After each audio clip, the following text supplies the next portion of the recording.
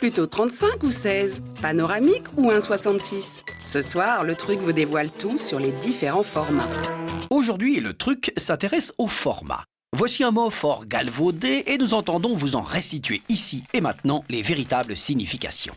Alors, tout d'abord, il faut savoir que ce terme format au cinéma recouvre deux notions très différentes, le format du support, la pellicule, et le format de l'image projetée, ou plus exactement ses proportions. Commençons par les supports. Les différents formats s'expriment en millimètres et correspondent à la largeur effective de chaque type de pellicule. Même si certains d'entre eux sont en voie de disparition, en voici les principaux. Format amateur, le 8 mm et le Super 8 font tous deux 8 mm de large, le Super 8 se distinguant du 8 mm par des perforations plus petites qui permettent d'augmenter l'image de 36%. Format semi-professionnel, qui prévoit une piste son, le 16 mm augmente la taille et donc la qualité de l'image. Il existe également dans une version Super 16 qui utilise l'espace réservé à la piste sonore pour augmenter encore de 14% la surface exposée. Quant au 35 mm, c'est le format professionnel le plus répandu. Cette pellicule est également le support le plus largement utilisé en photographie argentique sous le numéro de code 135. Enfin, le 70 mm offre évidemment une très grande qualité d'image. Cette pellicule est essentiellement utilisée aujourd'hui pour des expériences baroques, comme les projections IMAX, censées immerger le spectateur dans un amas d'images et de sons. Voilà pour les formats de pellicule. Abordons maintenant la deuxième partie de cet exposé, les formats de projection. On pourrait bien évidemment les mesurer en centimètres ou en mètres, voire en centaines de mètres pour les projectionnistes mégalomanes, mais la taille de l'écran varie d'une salle à l'autre. On préfère donc s'intéresser aux proportions de l'image, c'est-à-dire au rapport de la largeur de l'image sur sa hauteur. Alors, premier format de projection, le 1,33. Il correspondrait donc à un écran de 1,33 m en largeur sur 1 m en hauteur.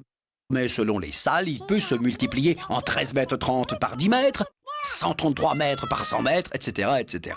Seules les proportions nous intéressent. On l'appelle d'ailleurs aussi format 4 par 3, 4 tiers, puisque 4 divisé par 3 égale 1,33.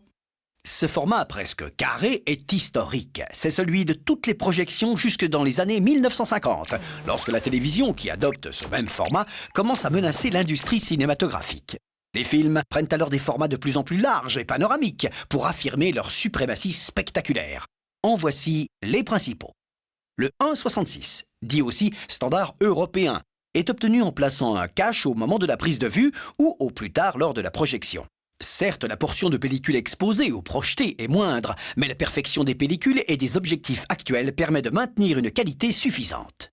Le 1,85, ou standard américain, accentue l'élargissement en utilisant un cache encore plus rectangulaire. Comme par hasard, il est assez proche du rapport 16/9 préconisé aujourd'hui en télévision, puisque 16 divisé par 9, égale 1,78. Le 2,35, souvent appelé scope standard ou Panavision, n'est pas obtenu par un cache, mais par un procédé d'anamorphose développé dès les années 1920 par un Français, Henri Chrétien.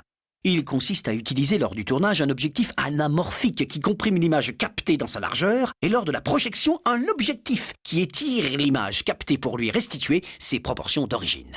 Une invention géniale et brevetée qui connut son apogée dans le format 2,55, le célèbre cinémascope.